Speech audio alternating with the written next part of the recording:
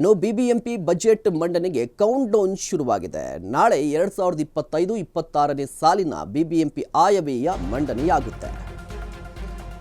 ಜನಪ್ರತಿನಿಧಿಗಳು ಇಲ್ಲದ ಬಿಬಿಎಂಪಿಯ ಬಜೆಟ್ ಮಂಡನೆಗೆ ಕೌಂಟ್ ಡೌನ್ ಶುರುವಾಗಿದೆ. 2025-26ನೇ ಸಾಲಿನ ಬಿಬಿಎಂಪಿಯ ಬಜೆಟ್ ಇದು. ವಿಶೇಷ ಆಯುಕ್ತರಾಗಿರುವಂತಹ ಹರೀಶ್ ಕುಮಾರ್ ಬಜೆಟ್ ಅನ್ನು ಮಂಡಿಸ್ತಾರೆ. 5ನೇ ಬಾರಿಗೆ ಅಧಿಕಾರಿಗಳಿಂದ ಆಯವ್ಯಯ ಮಂಡನೆ ಇದು ದಾಖಲೆ. ನಾಳೆ ಬೆಳಗ್ಗೆ 11 ಗಂಟೆಗೆ ಟೌನ್ ಹಾಲ್ನಲ್ಲಿರೋ ಬಜೆಟ್ ಕೂಡ ಮಂಡನೆಯಾಗುತ್ತೆ. ಬಜೆಟ್ಗೆ ಸಂಬಂಧಪಟ್ಟಂತೆ ಬೆಂಗಳೂರು ಬಜೆಟ್ಗೆ ಸಂಬಂಧಪಟ್ಟಂತೆ ಒಂದಿಷ್ಟು ನಿರೀಕ್ಷೆಗಳಿದೆ. ಮುಖ್ಯವಾಗಿ ಬೆಂಗಳೂರಿನಲ್ಲಿ ಇರುವಂಥ ಜನಸಾಮಾನ್ಯರಿಗೆ ಈ ಬಜೆಟ್ನಲ್ಲಿ ಏನಿರಬಹುದು? ದಾಖಲೆಯ 19,000 ಕೋಟಿ ಗಾತ್ರದ ಬಜೆಟ್ ಮಂಡನೆ. ಈಗಾಗಲೇ ಸರ್ಕಾರದಿಂದ 7,000 ಕೋಟಿ ಅನುದಾನ ಸಿಕ್ಕಿದೆ. ಇದರ ಜೊತೆಗೆ ಟ್ಯಾಕ್ಸ್ ರೂಪದಲ್ಲಿ 6,000 ಕೋಟಿ ತೆರಿಗೆ ಸಂಗ್ರಹ ಆಗುವ ಸಾಧ್ಯತೆ ನಿರೀಕ್ಷೆ ಕೂಡ ಇಟ್ಕೊಂಡಿದೆ.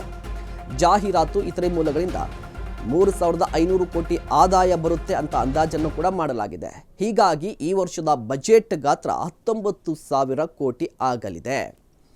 ಹಾಗಾದರೆ ಒಂದಿಷ್ಟು ನಿರೀಕ್ಷೆಗಳು ಕೂಡ ಇರುವಂಥದ್ದು ಈ ಬಜೆಟ್ ಮೇಲೆ. ಬಜೆಟ್ನ ಹೈಲೈಟ್ಸ್ ಕೂಡ ಸಾಕಷ್ಟು ಕುತೂಹಲಕ್ಕೆ ಕಾರಣವಾಗಿದೆ. ಹರೀಶ್ ಕುಮಾರ್ ಅವರು ಬಜೆಟನ್ನು ಮಂಡಿಸ್ತಾರೆ. ಬಟ್ ಹೈಲೈಟ್ಸ್ ಏನು ಈ ಬಜೆಟ್ನ ಅಂತ ಹೇಳಿದ್ರೆ, ಯಾವುದಕ್ಕೆ ಹೆಚ್ಚಿನ ಹೊತ್ತನ್ನು ಕೊಡಬಹುದು? ಬ್ರ್ಯಾಂಡ್ ಬೆಂಗಳೂರಿನ ಅಡಿಯಲ್ಲಿ ರಸ್ತೆಗಳಿಗೆ ವೈಟ್ ಟ್ಯಾಪಿಂಗ್, ಪಾರ್ಕು, ಅದೇ ರೀತಿಯಾಗಿ ಹೈಟೆಕ್ ಸ್ಪರ್ಶವನ್ನು ಕೊಡ್ತಾರ ಪಾರ್ಕ್ಗಳಿಗೆ.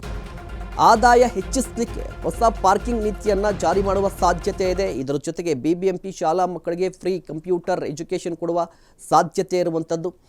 ಬೆಂಗಳೂರಿನಲ್ಲಿ ಸಾಕಷ್ಟು ಸಮಸ್ಯೆಗಳಿದೆ. ಮುಖ್ಯವಾಗಿ ರಸ್ತೆ, ನೀರು, ಮೂಲಸೌಕರ್ಯ ಇಲ್ಲ. ಇವುಗಳ ಸಮಸ್ಯೆಯನ್ನು ನೀಗಿಸ್ತಾರಾ? ಗುಂಡಿ ಬಿದ್ದಿರುವಂಥ ರಸ್ತೆಗಳ ಸಮಸ್ಯೆಯನ್ನು ನೀಗಿಸಲಿಕ್ಕೆ ಹೈಕೋರ್ಟ್ ಚಾಟಿ ಬೀಸ್ತಾ ಇರಬೇಕಾಗುತ್ತೆ ಆಗಾಗ. ಇಷ್ಟೆಲ್ಲ ಸಮಸ್ಯೆಗಳಿದ್ದರೂ 19,000 ಕೋಟಿ ಬಜೆಟ್ ಮಂಡನೆಯಾಗುತ್ತೆ. ಮುಖ್ಯವಾಗಿ ಈ ಬಜೆಟ್ ಮೇಲೆ ಬೆಂಗಳೂರಿನ ಜನರಿಗೆ ಒಂದು ನಿರೀಕ್ಷೆ ಇದೆ. ರಸ್ತೆ ಸರಿ ಮಾಡ್ತಾರಾ? ನೀರಿನ ವ್ಯವಸ್ಥೆ ಏನು? ವೈಟ್ ಟಾಪಿಂಗ್ ಕತೆ ಏನು? ಹೀಗೆ ಸಾಕಷ್ಟು ಪ್ರಶ್ನೆಗಳು ಇರುವಂಥದ್ದು, ಜೊತೆಗೆ ಕುತೂಹಲ ಕೂಡ ಇರುವಂಥದ್ದು ಬಜೆಟ್ ಮೇಲೆ. ಇದಲ್ಲದೆ ಜನಪ್ರತಿನಿಧಿಗಳು ಇಲ್ಲದ ಬಜೆಟ್ ಇದು.